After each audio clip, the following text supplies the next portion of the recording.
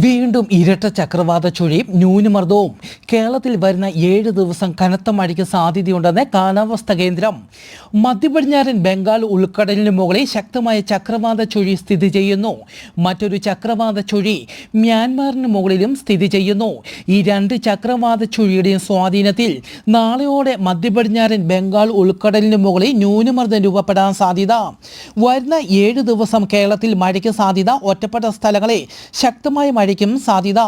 കനത്ത മഴയ്ക്ക് സാധ്യതയുള്ളതിനാൽ നാളെ എറണാകുളം, ഇടുക്കി, തൃശൂർ, കോഴിക്കോട്, വയനാട്, കണ്ണൂർ, കാസർഗോഡ് ജില്ലകളിലും വരുന്ന ചൊവ്വാഴ്ച കോഴിക്കോട്, കണ്ണൂർ, കാസർഗോഡ് ജില്ലകളിലും കേന്ദ്ര കാലാവസ്ഥാ വകുപ്പ് യെല്ലോ അലർട്ട് പ്രഖ്യാപിച്ചു.